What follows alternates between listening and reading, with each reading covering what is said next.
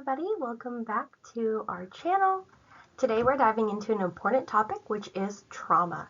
Trauma affects millions of people, and understanding it can help us heal, support others, and break the stigma surrounding mental health.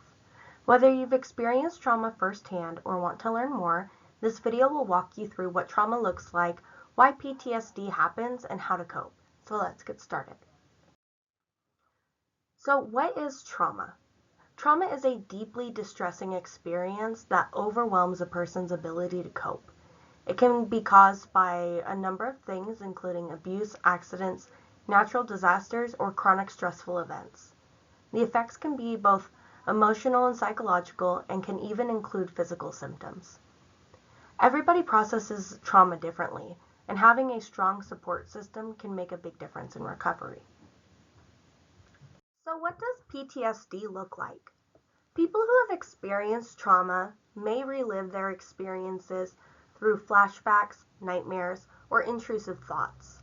Their bodies may also react physically through panic, sweating, or a racing heart when they're exposed to a trauma trigger. There are other signs of PTSD that include avoidance, so staying away from places, people, conversations, smells even, that bring up reminders of the trauma. Negative changes in mood or thinking. Some people report feeling detached, struggling to feel joy, or even blaming themselves for their traumatic experience.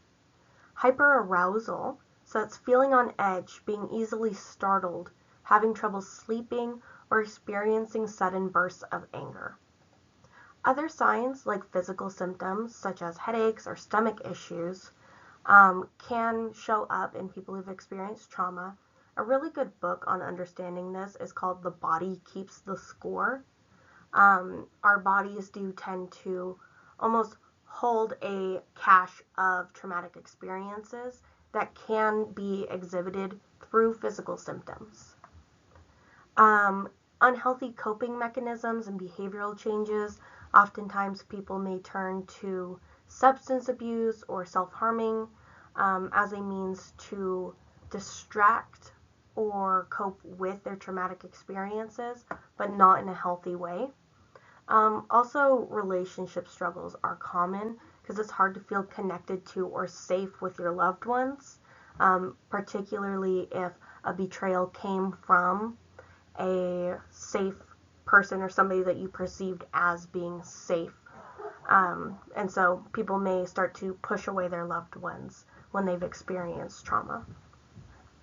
If any of this sounds familiar, know that you're not alone. These are commonly experienced symptoms of people who experience trauma, and help is available. Now, why do some people experience PTSD and other people don't? Well, not everybody who goes through trauma goes on to develop PTSD. There's a few factors as to why. So the nature of the trauma matters. Events that are life-threatening, sudden, or involve significant loss are more likely to lead to somebody developing post-traumatic stress disorder. A personal history of past trauma or limited support systems can also increase the risk. And biology plays a role. Trauma affects the brain's fear and memory centers, making it harder for the brain to process it normally. Coping resources are also important. Without proper support and tools, it can be difficult to recover from traumatic experiences. Trauma in childhood can also have a long-lasting impact on brain development, affecting memory, emotions, and decision-making. Children who experience trauma may struggle with anxiety, depression, or difficulty forming relationships. If left unaddressed, childhood trauma can even lead to long-term health conditions like heart disease or substance abuse. The good news is that healing is possible with the right support and intervention. When a child goes through significant trauma, it is important to seek out early intervention before further problems develop. Trauma is also not just about big moments. It affects everyday life. Emotionally, it can lead to feelings of anxiety, sadness, irritability, or numbness. Cognitive and physical struggles, like memory problems, difficulty concentrating, or trouble sleeping, can interfere with daily responsibilities. It can also put a strain on relationships, making it harder to trust or connect with others. And recognizing these challenges is the first step to managing them. If this sounds like something that you experience or sounds like somebody you know, it's important to seek out support to overcome these daily challenges. So trauma also comes in different forms. One of the lesser known impacts of trauma is when we're looking at big T versus little t trauma. So big T trauma includes major life-altering events like physical assault, natural disasters, war, combat, serious accidents, or the sudden unexpected loss of a loved one. Little t trauma is smaller but still distressing experiences like bullying, divorce, or financial struggles. Over time, continuous little t traumatic events can build up and have a significant impact on somebody's mental health. Little t trauma is less likely to develop into post-traumatic stress disorder, but it's still valid, and no matter the size, everyone deserves support in healing. Healing from trauma takes time, but there are proven strategies that can help. Grounding techniques, such as deep breathing or mindfulness, can help bring you back to the present moment. We also included here the 5-4-3-2-1 method.